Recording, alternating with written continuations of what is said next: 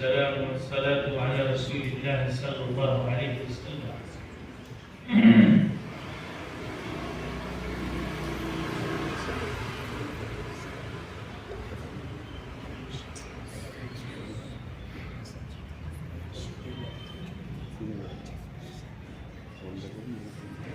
چند کلمات جو ہے وہ عربی میں آپ حضرات کے سامنے پیش کر دیتا ہوں، کیونکہ یہاں پر اور بھی بہت سارے لوگ موجود ہیں جو مہمان ہیں یہاں پر، ان کی رعایت کرتے ہوئے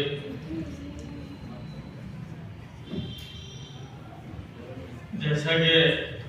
مولانا نے حضرت مولانا شمیم عادل قاسمی صاحب جو ہمارے فاضل دوست ہیں،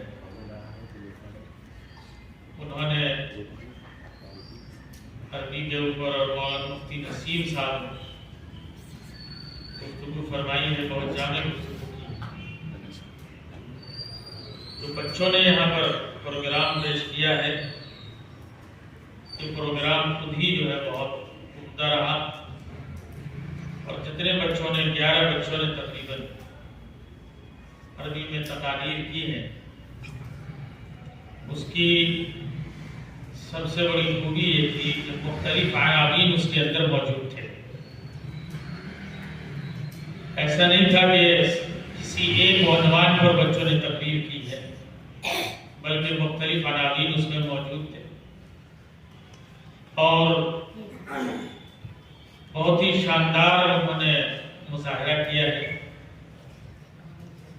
اور عربی کے تعلق سے خود قرآن پاک میں اللہ رب العزت نے جو انبیاء علیہ الصلوۃ والتسلیم کے سلسلے کو بیان کیا ہے، تو اللہ نے یہ بات خود ارشاد فرمائی قرآن میں، وَمَا أَرْسَلْنَا مِن رَّسُولٍ إِلَّا بِلِسَانِ قَوْمِهِ، کہ میں نے جتنے بھی پیغمبر کو بھیجا ہے اور جس قوم میں بھیجا ہے اس قوم کی زبان کا عالم بنا کر کے میں نے بھیجا ہے. مدرسے کے اندر طلباء سے جب اساتذہ یہ پوچھتے ہیں کہ پڑھنے کے بعد تم کیا کرو گے،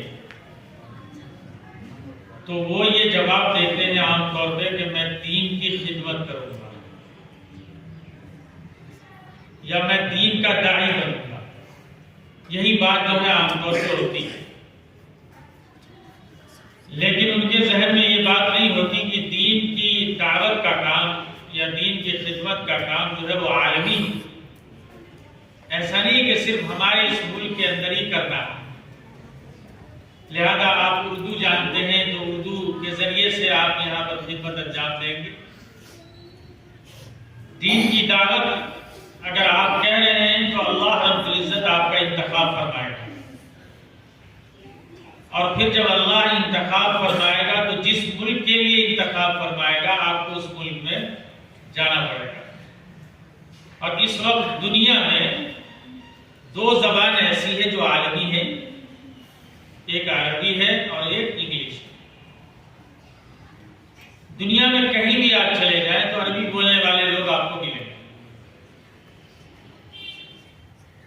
اور اس کی جو اہمیت اور فضیلت ہے وہ اپنی جگہ پر مسلم ہے. لیکن اگر آپ زبان جانتے ہیں تو آپ یہ سمجھ لیجئے کہ آپ اپنی بات جس سلیقے کے ساتھ مدعو کے سامنے پیش کر سکتے ہیں، کوئی دوسرا ٹرانسلیٹر جو ہے وہ یا انٹرپریٹر جو ہے وہ اس طریقے سے پیش نہیں کر سکتا. حجت الاسلام حضرت مولانا امام قاسم نانوتوی نور اللہ مرقدہ کے بارے میں آتا ہے کہ جب وہ سفر حج پہ جا رہے تھے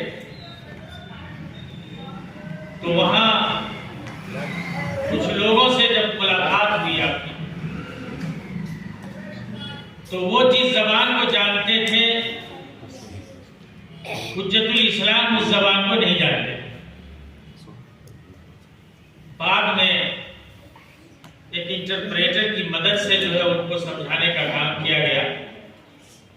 اور پھر امام قاسم نانوتوی نور اللہ مقدمہ نے اس بات کو وہیں پر جو ہے یہ بات ارشاد فرمائی کہ میں جب یہاں سے واپس جاؤں گا تو پھر اس کے بعد اپنے ادارے کے اندر اور جتنے بھی ادارے چل رہے ہیں وہاں پر جہاں جہاں جس طرح کی بھی جس زبان کی جب بھی ضرورت پیش آئے گی ہم لوگ اس زبان کے اندر افراد کو تیار کریں گے۔ دہلی کے اندر